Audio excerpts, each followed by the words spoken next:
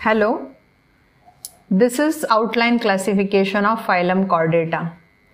It is basically based on the development of notochord. In hemichordata, notochord is persisting along the dorsal side only towards anterior part, that is proboscis part. Here in uro referring to tail, notochord persists towards tail region. And in cephalochordata, notochord is persisting from head to tail region, means it is complete. Urochordates are commonly known as tunicates, as the animal body is protected by a specific deposition that chemical is called tunica. So animals are protected by tunica, that's why we call them as tunicates. These are exclusively marine, usually buried in the sand. Here, the animals have organ system grade of development. All the systems are well developed. They show unisexuality. Fertilization is external, development is also external. No need to remember much about urochordates. You need to just consider presence of notochord towards the tail region. Coming to cephalochordates, they appear like fish. It is laterally compressed body with numerous gill slits along the lateral side, which helps in respiration.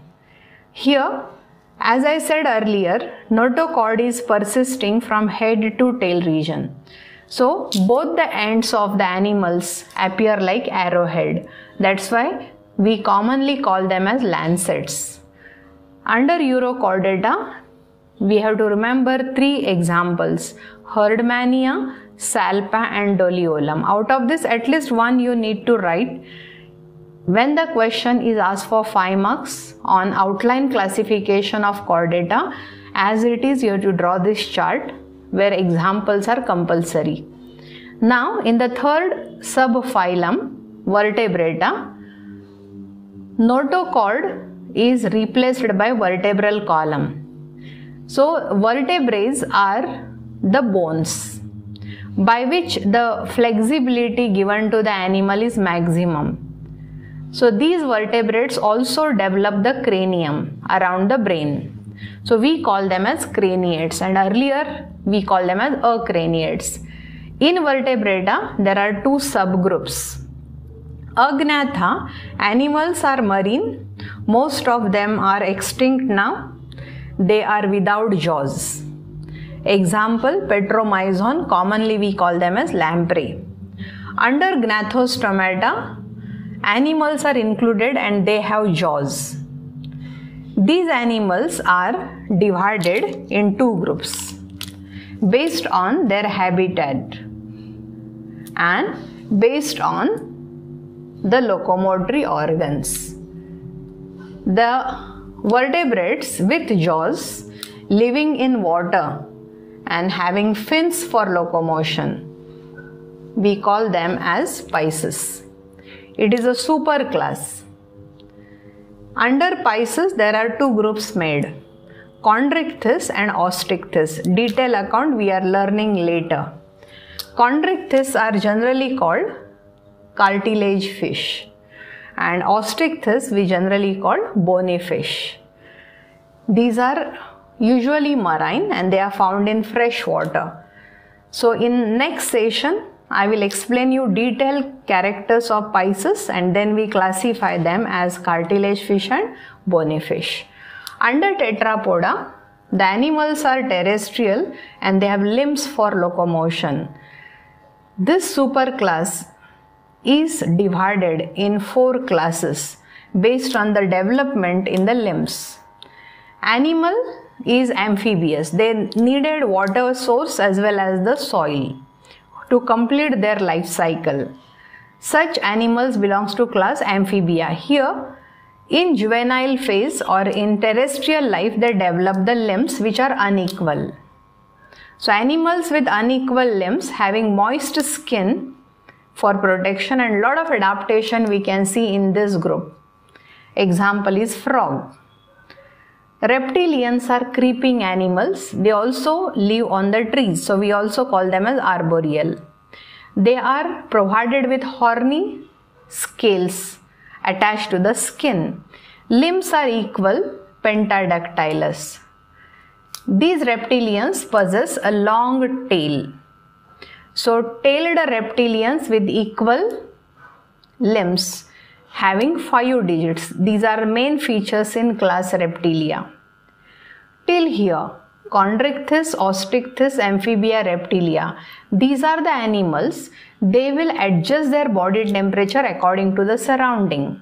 So we call them as poikilothermic animals, cold-blooded animals, whose body temperature is not constant. It varies according to the external environmental conditions. Next 2 groups.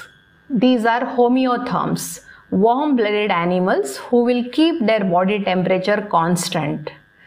Class Aves, known for aerial mode of life. They have adaptations to lead the aerial mode. All birds belongs to class Aves. As per practical syllabus, I wrote examples here. And well-developed group under Animalia is Mammalia. They are known for skin derivative glands. And there is one gland more functional in the female to nourish the young one, called mammary glands. So animals with mammary glands, animals are viviparous. They belongs to class Mammalia. Example is rabbit. Recall the first class on kingdom Animalia, where we wrote outline classification considering cellular grade, tissue grade. Under cellular grade, asymmetrical animals are included. We placed them in phylum Porifera. Under tissue grade, depending upon the germ layers, we call diploblastic, triploblastic. Diploblastic animals always develop radial symmetry. And animals having metagenesis, showing polymorphism, polyp and medusae. These animals belongs to phylum Coelenterata and Ctenophora. In triploblastic organization, symmetry is always bilateral. But when you see the evolutionary development, there is one group who is having flat body without coelom. So we call them as Platyhelminthes or coelomates. Such animals are known for parasitic mode of life. Then comes pseudocoelomates, unsegmented animals with organ system grade of development in phylum Aschelminthes. Roundworms are included in this. Most of them are endoparasites. Then under Eucoelomata, metamerically segmented annelidans.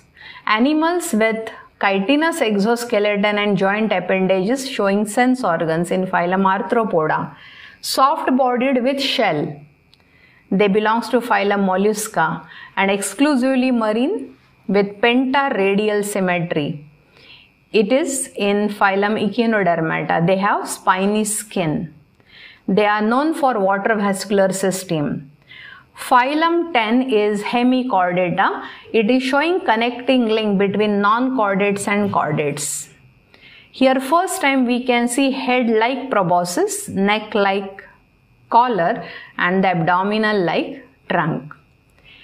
They show dorsal nervous system. Notochord is towards anterior end. It is found in embryonic life. Later it disappears. And then phylum number 11 we call chordates.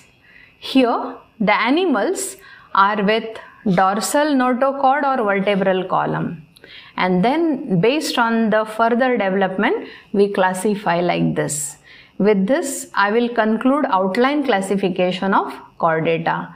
And in next session we will study Pisces directly, and then we will study Amphibia, Reptilia followed by Aves and Mammalia. Thank you very much.